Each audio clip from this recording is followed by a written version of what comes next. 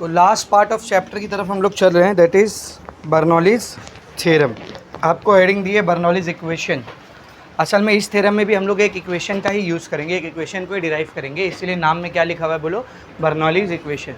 जैसे कंटिन्यूटी की भी इक्वेशन थी, है ना, लास्ट जो हमने कल टॉपिक पढ़े इक्वेशन ऑफ कंटिन्यूटी या कंटिन्यूटी इक्वेशन, भले से वो इक्वेशन थी पर उसका भी एक बाकायदा स्टेटमेंट लिख के लिए ना हम लोग लिखे थे कि नहीं। उसी तरह बर्नौलीज थ्योरम एक थ्योरम है, इसको भी हम लोग इक्वेशन के फॉर्म में डिराइव करेंगे, इसीलिए आपकी टेक्स्ट बुक में उसने हेडिंग दिया है बर्नौलीज इक्वेशन। इसको पढ़ाने से पहले एक बार कंटिन्यूटी इक्वेशन को याद करते। क्या थी continuity equation? a into V is equals to constant. What was A? Area, V velocity. तो एरिया और वेलोसिटी का जो प्रोडक्ट होता है वो क्या होता है बेटा? कांस्टेंट। बट इसके लिए कंडीशन है कि जो फ्लूइड फ्लो कर रहा है वो आइडियल होना चाहिए। आइडियल मतलब इनकम्प्रेसिबल और स्टेडी फ्लो होना चाहिए, इनकम्प्रेसिबल और स्टेडी फ्लो। तो a इंटू वी का प्रोडक्ट क्या आता है बेटा? कांस्टेंट। इसी को और कैसे लिखते हैं हम लोग? a1 v1 is equals to a2 v2। एक बात मैंने आपको और बताया था यहाँ से कि एरिया और वेलोसिटी कैसे होते बोल? Inversely proportional. जिस पार्ट का एरिया ज़्यादा रहेगा उस पार्ट का वेलोसिटी कम, और जिस पार्ट का एरिया कम रहेगा उस पार्ट का वेलोसिटी ज़्यादा। जैसे हमने जो पाइप बनाए थे उसको कुछ ऐसा बनाए थे, अगर आपको याद हो तो, है ना, ऐसा बनाए थे। तो यहाँ पर देख एरिया ज़्यादा है ना, और इधर एरिया क्या है? कम। तो इधर वेलोसिटी क्या रहेगी? कम, और यहाँ वेलोसिटी क्या रहेगी? ज़्यादा। जहाँ का एरिया ज़्यादा वहाँ की वेलोसिटी कम, जहाँ का एरिया कम वहाँ की वेलोसिटी ज़्यादा। याद है? यही था ना, ठीक है। अब ऐसा होता क्यों, मैंने आपको उसका रीज़न भी बताया था। अगर यहाँ पर वेलोसिटी बढ़ेगी नहीं, जितनी वेलोसिटी से यहाँ पे फ्लूइड आ रहा है, अगर उतनी वेलोसिटी से यहाँ से फ्लूइड निकलता भी, तो जितने पार्टिकल यहाँ से आ रहे हैं उतने यहाँ से निकल पाते क्या? थोड़े निकल जाते, थोड़े रह जाते। तो होता क्या, पीछे से आने वाले फ्लूइड के पार्टिकल वहाँ पे बचे हुए पार्टिकल को क्या करते? कंप्रेस करते। लेकिन ये फ्लूइड कैसा है? इनकम्प्रेसिबल। तो कंप्रेशन चलेगा क्या? नहीं चलेगा। तो अगर आप चाहते हो कि टी टाइम में यहाँ से जितने पार्टिकल निकले हैं, टी टाइम में यहाँ से भी सेम उतने ही पार्टिकल निकले, तो इसके लिए स्पीड को क्या करना पड़ेगा? बढ़ाना पड़ेगा। तो मैंने आपको बताया था, हमने कल शायद dt टाइम लिए थे ना, कि dt टाइम में यहाँ से जितना पार्टिकल जा रहा है dt टाइम में यहाँ से भी उतना ही पार्टिकल जाना चाहिए। इसी वजह से dt टाइम में यहाँ से जितना मास था पार्टिकल का, यहाँ पर भी उतना ही मास था पार्टिकल का। याद है? ये पूरा कल हम लोगों ने पढ़े थे, इसका डेरिवेशन भी किए थे और इसके न्यूमेरिकल्स भी सॉल्व किए थे। आज हम लोग एक नया थ्योरम पढ़ रहे हैं जिसका नाम क्या बेटा? Bernoulli's theorem. बहुत ही इंटरेस्टिंग थ्योरम है, सब लोग ध्यान से देखेंगे। इस थ्योरम को स्टार्ट करने से पहले मैं आपसे एक क्वेश्चन कर रहा हूँ। समझो आपके सामने एक रिवर बह रही है और उस रिवर में एक पोर्शन है जो ब्रॉड है और एक पोर्शन है जो नैरो है, ठीक है ना, ध्यान से सुनना। ऐसा समझ, ऐसी नदी बह रही है, ऐसी नदी बह रही है। यहाँ पर नदी चौड़ी है और यहाँ पर नदी थोड़ी सी क्या हो गई है? नैरो हो गई है। तो जब यहाँ पे पानी फ्लो कर रहा है, पूरे में ऐसा पानी बह रहा है, तो आपको क्या लग रहा है पानी के बहने की स्पीड दोनों जगह कैसी रहेगी? सेम रहेगी, अलग रहेगी? अलग रहेगी, जाहिर सी बात। यहाँ पर कैसी रहेगी? ज़्यादा या कम? कम। यहाँ पर ज़्यादा। तो आप एक रिवर के सामने खड़े हो, एक साइड रिवर चौड़ी है, एक साइड रिवर पतली है। तो आप पानी को देख के बता सकते हो कि जहाँ पर रिवर का एरिया ज़्यादा है ना, उधर पानी स्लो फ्लो कर रहा होगा, लेकिन जहाँ पर एरिया कम है वहाँ पर पानी की स्पीड क्या रहेगी? बहुत हाई रहेगी। तो ये आपने दो चीज़ों के बीच का रिलेशन बताया, किसके किसके? एरिया और वेलोसिटी, एरिया और स्पीड। जिधर एरिया ज़्यादा है वहाँ पर वेलोसिटी कम, और जिधर एरिया कम है वहाँ पर वेलोसिटी ज़्यादा। अब मैं आपसे एक क्वेश्चन पूछ रहा हूँ, इधर लिक्विड के अंदर एक पॉइंट समझो, मतलब पानी के अंदर एक पॉइंट, और यहाँ पर पानी के अंदर एक पॉइंट, और दोनों पॉइंट के प्रेशर को कंपेयर करो। कहाँ पर प्रेशर ज़्यादा रहेगा, कहाँ पर प्रेशर कम रहेगा? बताओ। यहाँ पर कम स्पीड से पानी बह रहा है, यहाँ पर ज़्यादा स्पीड से बह रहा है, यानी स्पीड क्या है बेटा? अलग है, तो प्रेशर भी अलग ही होगा ना। तो मैं आपसे पूछ रहा हूँ, इन दोनों पॉइंट में किस पॉइंट पर पानी का प्रेशर ज़्यादा रहेगा? जहाँ स्पीड ज़्यादा है वहाँ पर, या जहाँ स्पीड कम है वहाँ पर? प्रेशर ज़्यादा कहाँ रहेगा? जाहिर सी बात है, जहाँ पर स्पीड ज़्यादा है वहाँ पर प्रेशर क्या होना चाहिए? ज़्यादा होना चाहिए। लेकिन जब आप देखोगे तो रियलिटी में इसका उल्टा होगा। कोई भी कॉमन सेंस से यही जवाब देगा, है कि नहीं? जिसको बर्नौलीज थ्योरम नहीं पता, कसम से अगर मेरे को भी बर्नौलीज थ्योरम नहीं पता होता तो मैं भी यही आंसर करता कि जहाँ पर स्पीड ज़्यादा है वहाँ पर प्रेशर क्या होना चाहिए था? ज़्यादा होना चाहिए, और जहाँ पर स्पीड कम है वहाँ पर प्रेशर क्या होना चाहिए था? कम होना चाहिए था। मैं खुद भी यही आंसर देता, कॉमन सेंस से हमको यही लग रहा है, लेकिन ऐसा होता नहीं।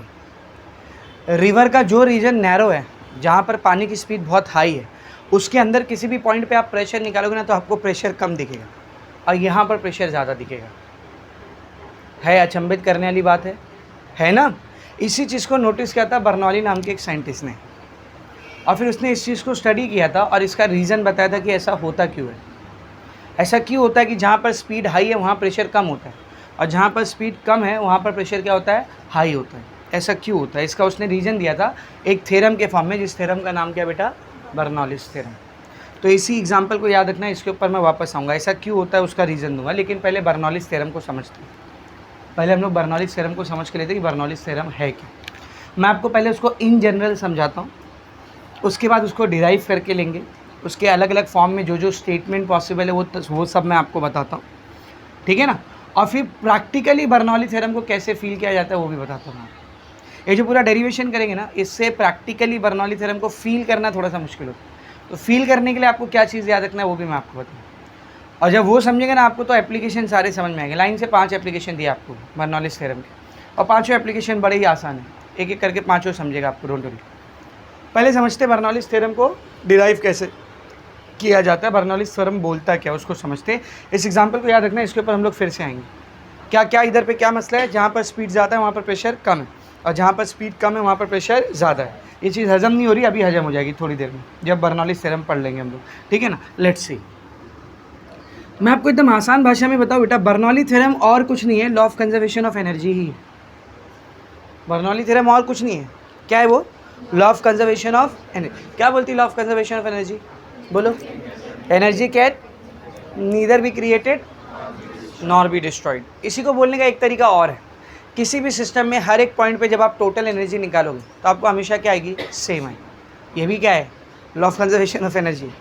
किसी भी सिस्टम में किसी भी पॉइंट पर आप टोटल एनर्जी, हो सकता है काइनेटिक एनर्जी अलग हो, पोटेंशियल एनर्जी अलग हो, होने दो, पर जब टोटल निकालोगे टोटल एनर्जी क्या आएगी, सेम आएगी। ये भी क्या है, बोल, law of conservation of energy. Bernoulli's theorem और कुछ नहीं बताता, यही बताता है हमको, law of conservation of energy को ही बताता है। Law of conservation of energy को ही ध्यान में रखते हुए ही बर्नौली थ्योरम ने अपना थ्योरम डिराइव किया। समझ रहे, अभी आप देखोगे कैसे, विल सी इट। इसके ऊपर ना आपको एक एमसीक्यू भी दिया है, 2-3 पन्ना पलटो आपको एमसीक्यू मिलेगा। देखो 5 क्वेश्चन है एमसीक्यू में, 4 हम लोग कर चुके है ना। 5 क्वेश्चन है, शुरू के 4 अपने हो चुके, चारों न्यूमेरिकल थे। 5वां क्वेश्चन एमसीक्यू का एक न्यूमेरिकल नहीं है, थ्योरी है। क्या पूछा उसने, देखो, in Bernoulli's theorem which of the following is conserved, linear momentum, angular momentum, mass and energy. बोलो, एनर्जी।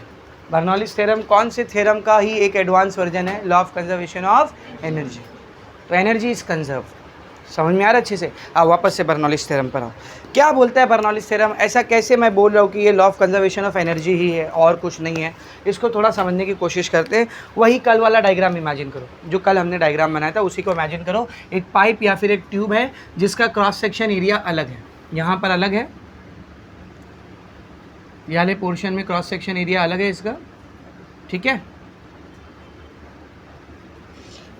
और ये वाले पोर्शन में क्रॉस सेक्शन एरिया अलग है। देख रहे हो कल वाले डायग्राम है कि नहीं, ठीक है। इस पाइप से लिक्विड फ्लो कर रहा है, समझ, लिक्विड यहाँ से यहाँ फ्लो कर रहा है ऐसा, या कोई भी फ्लूइड है, खाली लिक्विड नहीं, सॉरी फ्लूइड, गैस भी हो सकता है ना।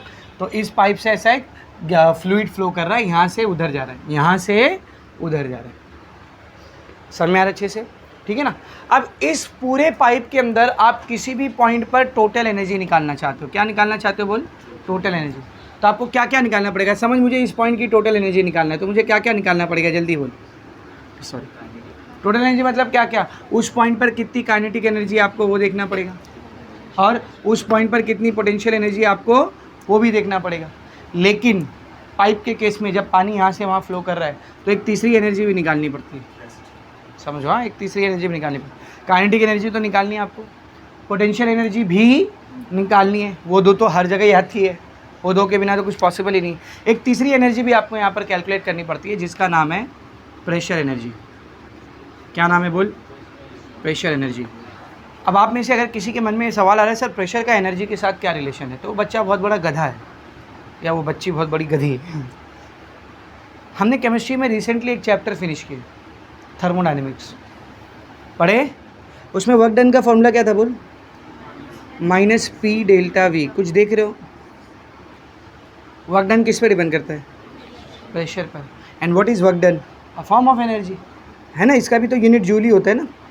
तो अब बताओ ज़रा, एनर्जी और प्रेशर का आपस में रिलेशन नहीं हो सकता क्या? बिल्कुल हो सकता, बिल्कुल हो सकता, समझ अच्छे से। तो यहाँ पर जब आप कोई भी पॉइंट पर टोटल एनर्जी निकालना चाहोगे तो आपको 3 चीज़ें निकालनी पड़ेगी, काइनेटिक एनर्जी, पोटेंशियल एनर्जी और प्रेशर एनर्जी। तो तीनों को मैं आपको निकाल के दिखाता हूँ, ठीक है ना। सबसे पहले बात करते हैं काइनेटिक एनर्जी क्यों आ रही है यहाँ पर। काइनेटिक एनर्जी क्यों आ रही है? काइनेटिक एनर्जी कब आती है? जब कोई चीज़ मोशन में हो, किसी चीज़ के पास स्पीड हो। यहाँ पर पानी क्या कर रहा है? बह रहा है ना, फ्लो कर रहा है, उसके पास स्पीड है, तो काइनेटिक एनर्जी आएगी या नहीं आएगी? बिल्कुल आएगी। चल बोर्ड पर देख, क्या फॉर्मूला होता है काइनेटिक एनर्जी का? Half M V square. Very good. What is the formula of kinetic energy? Half M V square. Density का फॉर्मूला मास अपॉन वॉल्यूम, तो मास का फॉर्मूला डेंसिटी इंटू वॉल्यूम। सही है। तो इस मास की जगह मैं क्या रख सकता हूँ बोल? Density into volume. ये बड़ा वाला वी क्या है? वॉल्यूम। और ये छोटा वाला वी क्या है? वेलोसिटी। तो what is this? Kinetic energy. ये क्या है बोल? ये क्या है? Kinetic energy. ये वॉल्यूम इधर मल्टीप्लाई कर रहा है ना, यहाँ आएगा तो क्या आ गया? Kinetic energy per unit volume. क्या आ गया बोल? Kinetic energy per unit volume. तो ये मेरे को मिला हाफ रो वी स्क्वायर। ये क्या मिला है बोल? Kinetic energy per unit volume. हम लोग काइनेटिक एनर्जी नहीं निकाले, उसको वॉल्यूम से डिवाइड कर रहे हैं, क्योंकि हर जगह आप देख रहे हो वॉल्यूम सेम नहीं है, हर जगह वॉल्यूम अलग है। मास भी इधर पे मास अलग रहेगा, यहाँ पे मास अलग रहेगा, यहाँ पे मास अलग, यहाँ पे मास अलग, तो वॉल्यूम भी अलग रहेगा। तो हम लोग क्या करें? Kinetic energy per unit volume निकाल लें। तो कितना है मेरे को kinetic energy per unit volume? बोल जल्दी। Kinetic energy per unit volume कितना आया? Half rho V square. कितना है बोल? Half rho V square. सही है, ठीक है ना। दूसरे की बात करते हैं। दूसरा क्या बेटा? Potential energy. पहला क्वेश्चन, पोटेंशियल एनर्जी यहाँ पे आएगा क्यों? पोटेंशियल एनर्जी कब आता है? जब ग्राउंड से कोई चीज़ हाइट पर हो। क्या फॉर्मूला था पोटेंशियल एनर्जी का? mgh। ग्राउंड से कोई चीज़ हाइट पर रहती है तो पोटेंशियल एनर्जी आती है। Let's say this is ground. ये पॉइंट कहाँ दिख रहा है आपको? कहाँ दिख रहा है पॉइंट? हाइट पर दिख रहा है ना, ये ग्राउंड है, तो ये पॉइंट कहाँ दिख रहा है तुमको? हाइट पर दिख रहा है। हाइट है तो पोटेंशियल एनर्जी आएगी। आएगी या नहीं आएगी? बिल्कुल आएगी। What is the formula of potential energy? Tell me. mgh। Very good. Potential energy का फॉर्मूला सर mgh। फिर से m की जगह पर क्या रख सकता हूँ मैं? Rho into we ji H. ये v इधर मल्टीप्लाई कर रहा है, यहाँ आएगा तो क्या आ रहा है बोल? क्या आ रहा है? Potential energy per unit volume कितनी आ रही है? रो जी एच। कितनी आ रही है बेटा? रो जी h. Potential energy per unit volume कितना आ रहा है? रो जी एच। दो एनर्जी हो गई, अब तीसरी एनर्जी। तीसरी एनर्जी कौन सी बेटा? Pressure energy. तो फिर से मेरा पहला सवाल वही है, ये प्रेशर एनर्जी आ कहाँ से रही है? ये प्रेशर एनर्जी आ कहाँ से रही है? तो अब नोटिस करो बेटा, इधर पे जो आपको फ्लूइड दिख रहा है ना, इसके ऊपर यहाँ पीछे से समझ सराउंडिंग की एयर या इसके पीछे का फ्लूइड पीछे से क्या कर रहा होगा बोल? प्रेशर लगा रहा होगा। क्या कर रहा होगा बेटा? प्रेशर लगा रहा होगा। कितना प्रेशर सर? P1। कितना प्रेशर? P1। बोलो कितना प्रेशर? P1। सिमिलरली इस पॉइंट के ऊपर यहाँ का एयर या फिर फ्लूइड क्या कर रहा होगा? प्रेशर लगा रहा होगा। क्या बोल दिया मैंने इसको? P2।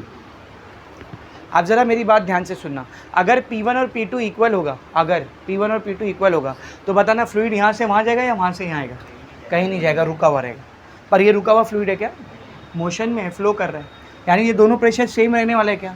नहीं, अलग रहने वाला। मैं आपसे पूछ रहा कौन सा ज़्यादा रहेगा कौन सा कम? P1 ज़्यादा रहेगा और P2 कम रहेगा। मानते हो? भाई यहाँ से ज़्यादा प्रेशर लग रहा है, वहाँ से कम प्रेशर लग रहा है, तभी तो फ्लूइड इधर आगे जा रहा है। अगर यहाँ ज़्यादा लगता है यहाँ कम लगता है तो फ्लूइड किधर आता? नीचे आता। इधर से ज़्यादा प्रेशर लग रहा है, उधर से कम प्रेशर लग रहा है, इसीलिए फ्लूइड कहाँ जा रहा है बेटा? आगे जा रहा है। समझ, यहाँ से 15 पास्कल का प्रेशर लग रहा है, यहाँ से 5 पास्कल का प्रेशर लग रहा है। तो बता, जब फ्लूइड आगे जा रहा है तो कितने प्रेशर से आगे जा रहा है? 10 के। आपने 15 में से 5 को क्या किए? माइनस। तो यहाँ पर जो नेट प्रेशर लग रहा है प्रेशर के ऊपर, वो कितना लग रहा है बोल? P1 minus P2। और क्या इस प्रेशर की वजह से ये फ्लूइड आगे बढ़ रहा है? आगे बढ़ रहा है मतलब वर्क कर रहा है, वर्क कर रहा है मतलब एनर्जी है उसके पास, यानी इस प्रेशर डिफरेंस की वजह से उसके पास क्या आ रही है? एनर्जी। अगर ये प्रेशर डिफरेंस नहीं होता तो फ्लूइड आगे बढ़ता क्या? नहीं बढ़ता। एनर्जी आती उसके पास नहीं आती, यानी ये प्रेशर डिफरेंस है जो उसको क्या ला के दे रहा है? एनर्जी ला करके दे रहा है। तो इस प्रेशर डिफरेंस की वजह से फ्लूइड को जो एक्स्ट्रा एनर्जी मिल रही है उसका हम लोग नाम क्या रख रहे हैं? Pressure energy. क्या नाम रख रहे हैं इसका बोल? Pressure energy. किसकी वजह से आ रही है एनर्जी बोल? किसके वजह से आ रही है एनर्जी? प्रेशर डिफरेंस के से। अब सर इसको निकालेंगे कैसे? काइनेटिक एनर्जी का फॉर्मूला मेरे पास हाफ mv², पोटेंशियल एनर्जी का फॉर्मूला mgh। इसको कैसे निकालेंगे सर? बिल्कुल सिंपल है, इस प्रेशर की वजह से, इस प्रेशर डिफरेंस की वजह से क्या हो रहा है बोल? फ्लूइड आगे बढ़ रहा है, आगे बढ़ रहा है मतलब वर्क कर रहा है, तो जितना वर्क डन करेगा उतनी एनर्जी ये प्रेशर डिफरेंस की वजह से आ रही है। ये प्रेशर डिफरेंस की वजह से जितनी एनर्जी मिल रही होगी फ्लूइड को, फ्लूइड उतना ही क्या करेगा? वर्क करेगा। सही है, तो फ्लूइड यहाँ से वहाँ जाने में जितना वर्क कर रहा है वही उसकी क्या रहेगी बेटा? Pressure energy. Now what is the formula of work done? Tell me what is the formula of work done? Force into displacement. Work done का फॉर्मूला फोर्स इनटू डिस्प्लेसमेंट। अच्छा, प्रेशर का फॉर्मूला क्या होता है बोलो? प्रेशर का formula क्या होता है बेटा? Force upon area. तो यहाँ से मैं फोर्स को क्या लिख सकता हूँ? Pressure into area. सही है, फोर्स को क्या लिख सकता हूँ बोल मैं? Pressure into area. रख दो यहाँ पर, फोर्स की जगह आ गया pressure into area into displacement. ये क्या कर रहे हो आप? जरा समझ ध्यान से, क्या कर रहे हो आप? समझ, इस पॉइंट पे निकाले थे ना आप, ये पॉइंट की काइनेटिक एनर्जी निकाले आपने, ये पॉइंट की पोटेंशियल एनर्जी निकाले आपने। अब इस पॉइंट पे आप क्या निकाल रहे हो? Pressure energy. क्या निकाल रहे हो बोल? Pressure energy. ठीक है ना? तो इस पॉइंट की प्रेशर एनर्जी निकालने के लिए आपको इस पॉइंट पर क्या लेना पड़ेगा? प्रेशर। इस पॉइंट पर क्या लेना पड़ेगा? Cross section area. और इस पॉइंट का क्या लेना पड़ेगा? डिस्प्लेसमेंट। इस प्रेशर एनर्जी की वजह से ये पॉइंट से कितना डिस्प्लेसमेंट होगा वो। अब मेरे को एक बात बताना, ये प्रेशर को ऐसे रहने दो, A into x cross section area into displacement, ये वॉल्यूम रहता है ना सिलेंडर का। कल किए थे अगर आपको याद हो तो, कल अगर जिंदा बैठे थे तो आपको समझ में आएगा। किसी भी सेक्शन के क्रॉस सेक्शन एरिया को उसकी हाइट से या डिस्प्लेसमेंट से मल्टीप्लाई करते हो तो उस सिलेंड्रिकल सेक्शन का आपको क्या मिलता है? वॉल्यूम। तो ये A इंटू एक्स के ऊपर क्या आएगा बोल? वॉल्यूम। ये आपको क्या मिल रहा है? P1 minus P2, pressure difference की वजह से लगने वाली एनर्जी, या उसको और क्या बोल सकते हो आप? Pressure energy. तो ये P1 माइनस P2 की जगह पे मैं क्या लिखता हूँ बोल? Pressure energy. क्या लिखता बोल? Pressure energy. ये V इधर मल्टीप्लाई कर रहा है, यहाँ आएगा तो pressure energy divide by V is equals to T। तो ये आपने क्या निकाले बेटा? बोलो प्रेशर, बोलो ना, pressure energy per unit volume किसके बराबर आया? ये P के बराबर है। तो मैंने देख लिया बेटा, इस पॉइंट के ऊपर तीन एनर्जी लग रही है। कौन कौन सी? काइनेटिक एनर्जी, पोटेंशियल एनर्जी और प्रेशर एनर्जी। तीनों का वैल्यू हमने निकाले पर यूनिट वॉल्यूम। कैसा निकाले बोल? Per unit volume. तो what is this? Kinetic energy per unit volume, potential energy per unit volume, pressure energy per unit volume. तो टोटल एनर्जी क्या रहेगी यहाँ पर बताना जरा? टोटल एनर्जी क्या रहेगी जल्दी बोल? काइनेटिक एनर्जी, अगर total energy per unit volume निकालो तो क्या आएगा बोल? Kinetic energy per unit volume plus potential energy per unit volume plus pressure energy per unit volume. तो according to law of conservation of energy, किसी भी point की टोटल एनर्जी क्या होना चाहिए बोल? किसी भी पॉइंट की टोटल एनर्जी क्या होना चाहिए? कांस्टेंट होना चाहिए, हर पॉइंट पे सेम आना चाहिए ना। तो यहाँ की टोटल एनर्जी, यहाँ की टोटल एनर्जी, यहाँ की टोटल एनर्जी क्या आना चाहिए? सेम। यही तो है law of conservation of energy. हाँ, ये हो सकता है अलग अलग पॉइंट की काइनेटिक एनर्जी अलग हो, अलग अलग पॉइंट की पोटेंशियल एनर्जी अलग हो, तो प्रेशर एनर्जी अलग हो, लेकिन तीनों का एडिशन करोगे, सम करोगे तो वो हमेशा क्या आएगा? सेम है। तो ये जो total energy per unit volume है, total energy per unit volume है, ये कैसे आनी चाहिए बेटा? कांस्टेंट आनी चाहिए। ये कैसे आनी चाहिए बोल? कांस्टेंट आनी चाहिए। कौन सा लॉ? ये law of conservation of energy. कोई नया लॉ यूज़ कर रहा है क्या बर्नौली? कौन सा लॉ यूज़ कर रहा है? Law of conservation of energy. मुझे बताना total energy per unit volume की वैल्यू क्या है? क्या है देख, kinetic energy per unit volume plus potential energy per unit volume plus pressure energy per unit volume. तो रख दो ना इसको। पहला कौन है? Kinetic energy per unit volume. क्या आपको इसकी वैल्यू नहीं पता है? पता है ना कितनी है? देख, हाफ रो V²। क्या है इसकी वैल्यू? Half rho square. दूसरा क्या बोल? Potential energy per unit volume. कौन है potential energy per unit volume? Rho GH, तो प्लस रो GH। तीसरा कौन है बेटा? Pressure energy per unit volume. किसके बराबर है pressure energy per unit volume? P के। ये तीनों ऐड करने के बाद क्या आना चाहिए? कांस्टेंट। क्या आना चाहिए बोल? बस यही है बर्नौलीज इक्वेशन, खत्म, आ गई बर्नौलीज इक्वेशन। डेरिवेशन किया भी नहीं अभी मैंने, बिना डेरिवेशन के मैंने आपको बर्नौलीज इक्वेशन निकाल के दिया, जैसा कल बिना डेरिवेशन के हमने इक्वेशन ऑफ कंटिन्यूटी को निकाले थे लॉजिक का इस्तेमाल करके।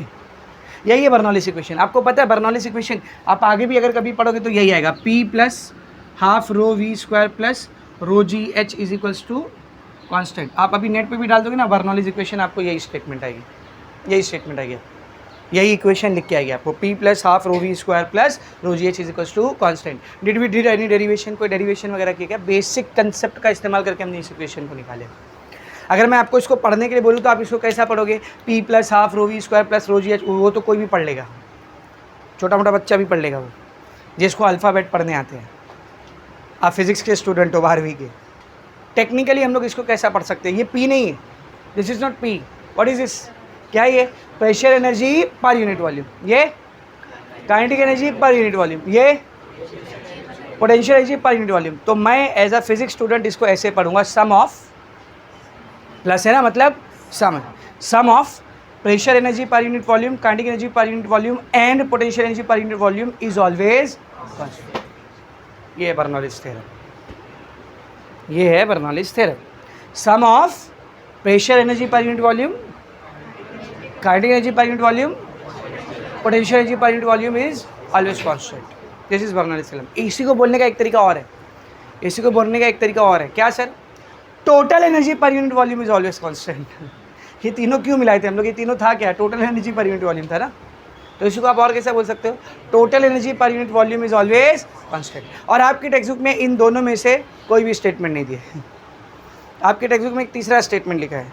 असल में आप बर्नौलीज थ्योरम को 3 नहीं 30 तरीके से डिफाइन कर सकते हैं, 2 तो मैंने अब भी गिना दिया। तो जितने भी तरीके पॉसिबल है मैं सब तरीके से आपको स्टेटमेंट बता रहा हूँ, कि अगर कोई दूसरे तरीके से आपको कहीं पे लिखा हुआ दिख रहा है तो ये नहीं सोचने लगना कि अय्यूब सर गलत है, इधर तो कुछ और लिखा है। तो जो मेथड आपके लेवल पर पॉसिबल है उस मेथड से मैं आपको बता रहा हूँ। पहला मैंने क्या बताया बेटा, बोल, total energy per unit volume is always constant. दूसरा मैंने क्या बताया आपको, sum of pressure energy per unit volume, kinetic energy per unit volume and potential energy per unit volume is always constant.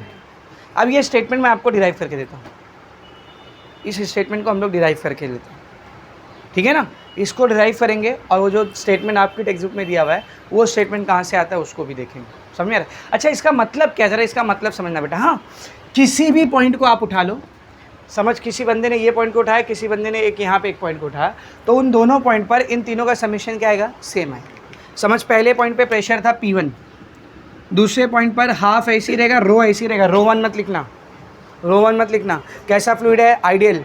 Ideal fluid कैसा होता है, incompressible. Incompressible fluid की density through out same होती है, तो रो रहेगा, रो 1 रो 2 ये सब आएगा क्या, नहीं।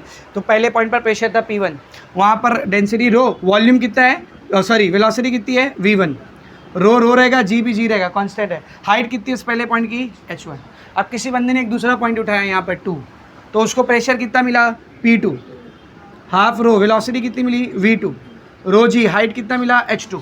किसी बंदे ने एक तीसरा पॉइंट उठाया थर्ड इधर, उसको प्रेशर कितना मिला P3, हाफ रो V3 का स्क्वायर, रो जी h3। ये तीनों बंदे क्या नोटिस करेंगे, तीनों ऐड करने के बाद जो आंसर आ रहा है तीनों को क्या आएगा, सेम है, क्योंकि ये तीनों का समीशन हमेशा क्या आना चाहिए, कांस्टेंट, सेम आना चाहिए।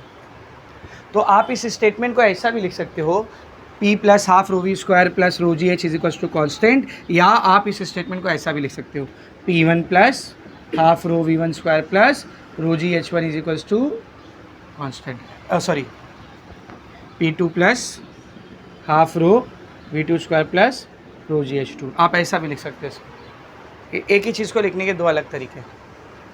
अभी आपको शायद ऐसा लग रहा होगा सर बर्नौली थ्योरम फील नहीं हो रहा है, मज़ा नहीं आ रही, अभी होएगा, डोंट वरी। अभी पहले इक्वेशन के ऊपर स्टिक करो, धीरे धीरे मैं आपको इसका फील भी दिलाऊंगा, don't worry.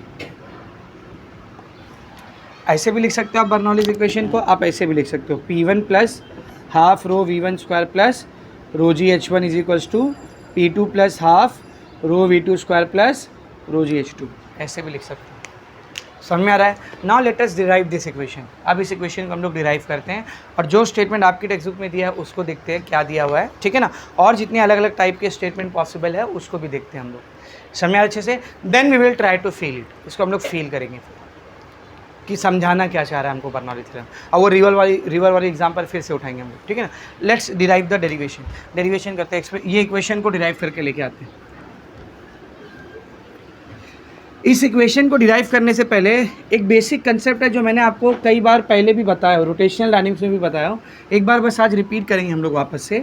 Work energy theorem, कौन सा थ्योरम, वर्क एनर्जी थ्योरम। हो सकता है आपको नाम से ना याद हो, लेकिन है क्या ये थ्योरम वो आपको पता होगा।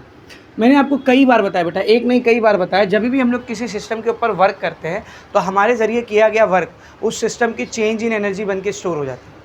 क्या बन के स्टोर होता है बोल, चेंज इन एनर्जी। अगर वो मोशन में नहीं है तो चेंज इन पोटेंशियल एनर्जी बनेगा, और अगर वो मोशन में तो change in kinetic energy plus change in potential energy, दोनों बनेगा।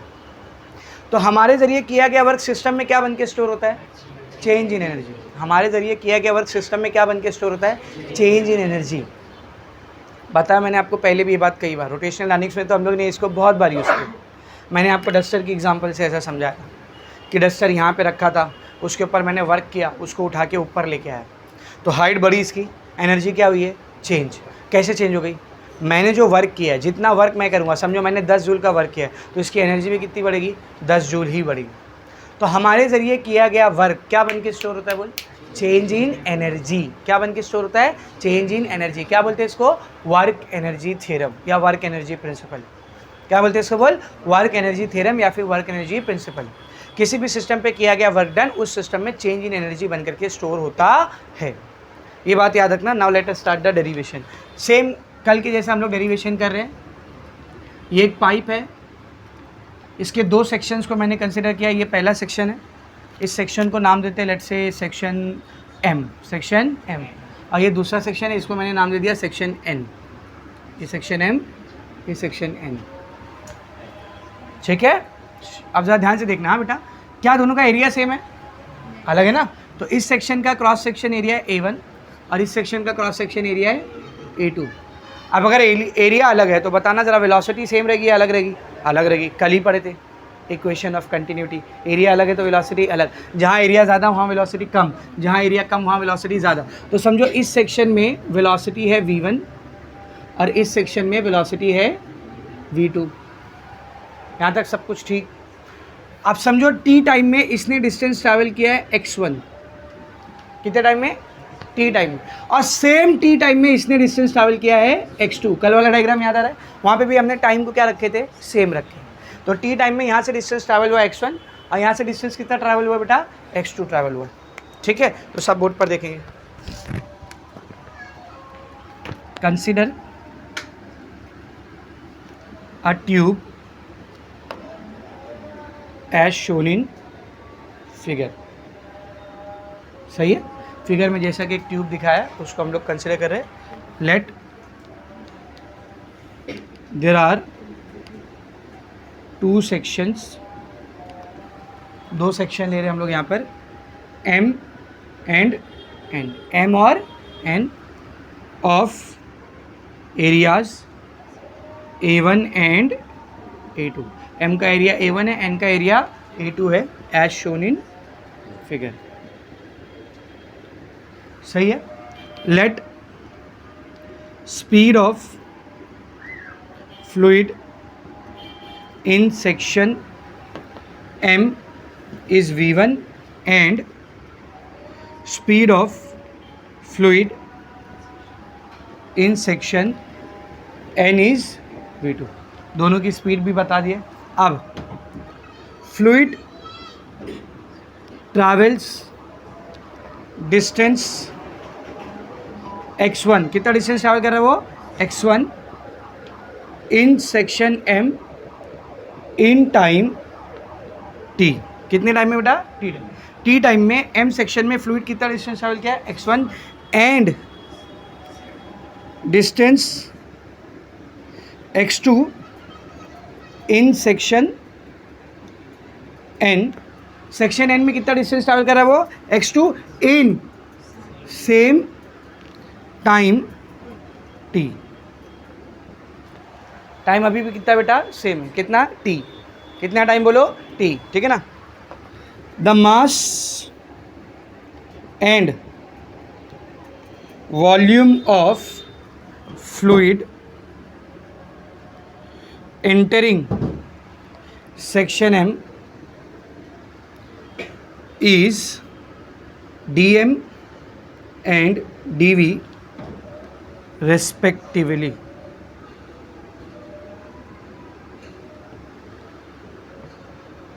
तो इस सेक्शन M में फ्लूइड का जो मास आया है, कितना मास आया है, dm, और जो वॉल्यूम है वो, जो वॉल्यूम है उसका टोटल वो कितना है बोल, dv। तो इस सेक्शन में मास है dm और वॉल्यूम है dv, जो यहाँ से इंटर किया है। तो लीव कितना करेगा, यहाँ से अगर dm मास आया तो लीव कितना करेगा, dm, क्यों, इनकम्प्रेसिबल है। अच्छा, अगर यहाँ से dv वॉल्यूम आए तो यहाँ से वॉल्यूम कितना जाना चाहिए, dv ही जाना चाहिए, क्योंकि अगर dm को आप कांस्टेंट रख रहे हो, dm को आप क्या रख रहे हो बोल, कांस्टेंट, और डेंसिटी को भी मुझे क्या रखना है, कांस्टेंट, क्योंकि ये कैसा फ्लूइड है, इनकम्प्रेसिबल। अब मास कांस्टेंट है, डेंसिटी भी कांस्टेंट रखना है, तो जाहिर सी बात है डेंसिटी का फॉर्मूला ही होता है मास अपॉन वॉल्यूम। अगर इन दोनों को कांस्टेंट रखना है तो वॉल्यूम को भी क्या रखना पड़ेगा, कांस्टेंट ही रखना पड़ेगा। तो हम लोग क्या लिखेंगे, देयरफॉर या फिर hence mass and volume leaving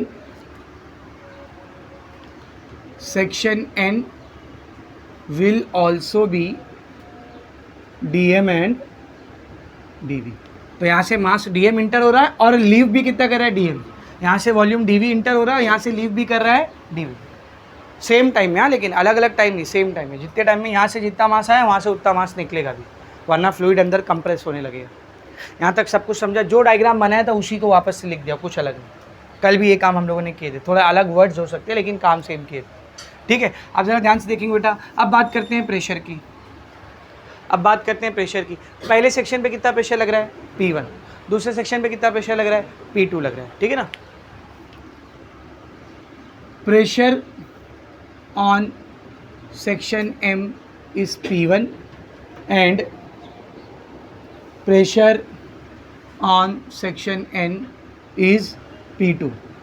flow का डायरेक्शन देख करके आप बता सकते हो दोनों में ज़्यादा कौन है, कम कौन है, बता जल्दी, कौन ज़्यादा है कौन कम।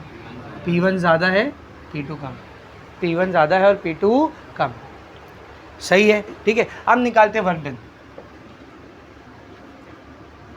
Work done on section M, section M पर जो वर्क डन हो रहा है पहले वो निकालता हूँ मैं। सेक्शन M पर जो वर्क डन हो रहा है, क्या फॉर्मूला होता है वर्क डन का बोल, वर्क डन का क्या फॉर्मूला होता है, फोर्स इंटू डिस्प्लेसमेंट। तो ये पहले सेक्शन का वर्क है, इसको मैं F1 लिखता हूँ।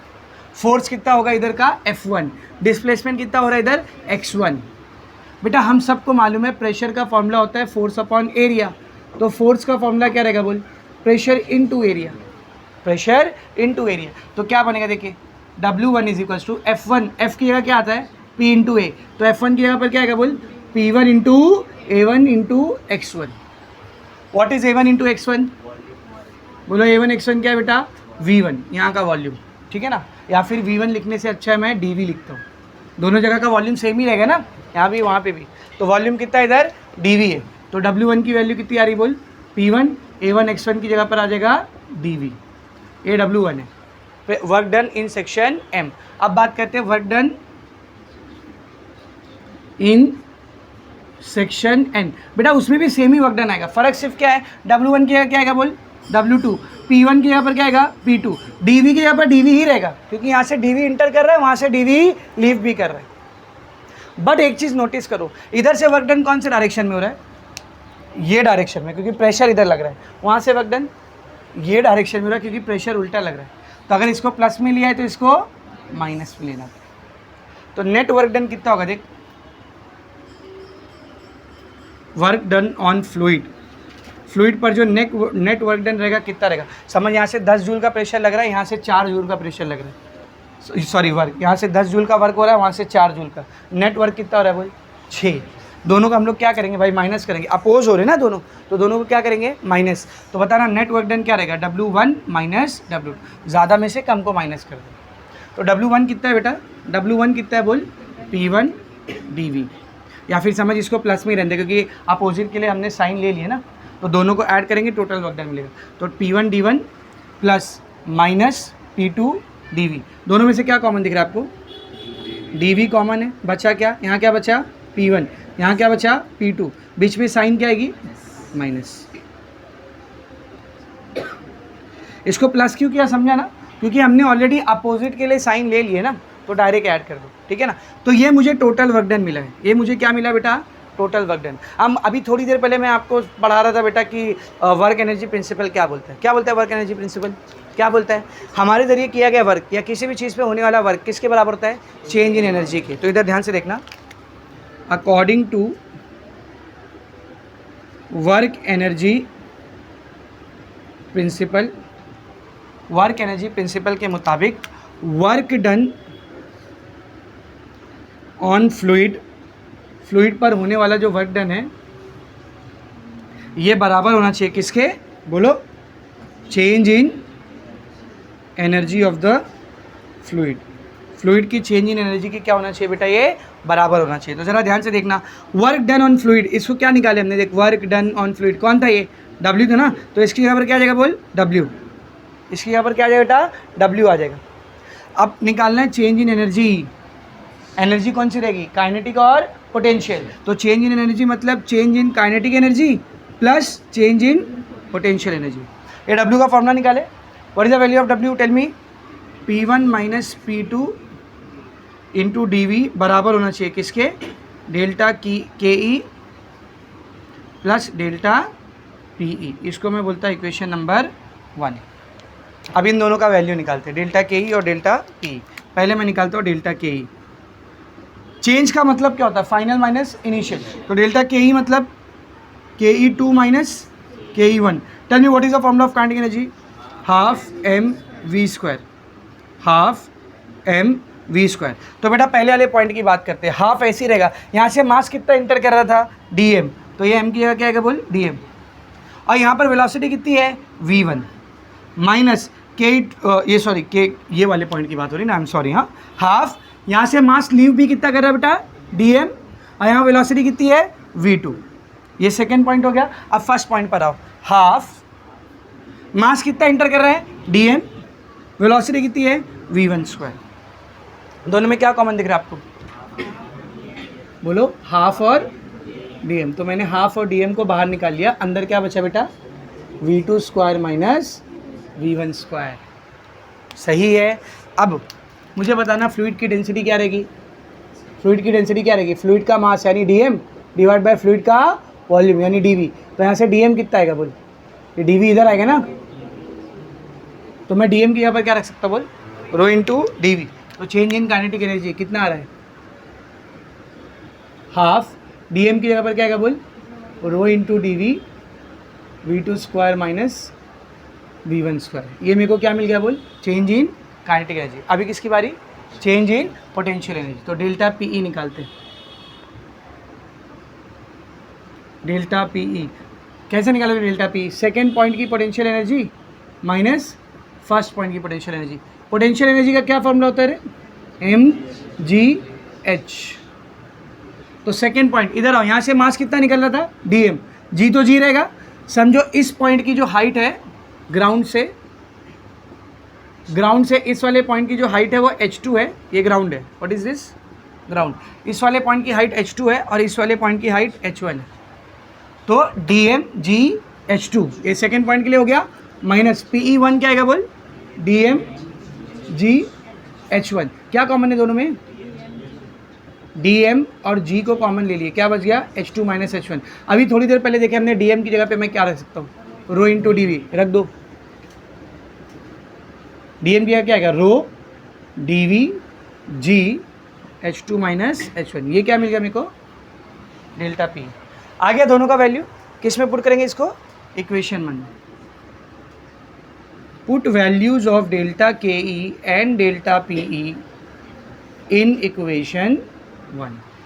क्या बनेगी देखिए इक्वेशन 1, LHS में क्या है इसके, P1 minus P2 into DV is equals to delta KE। कितना है डेल्टा KE, बोल, half rho DV v2² minus v1² plus delta PE। कितना है delta PE, rho dv g h2 minus h1।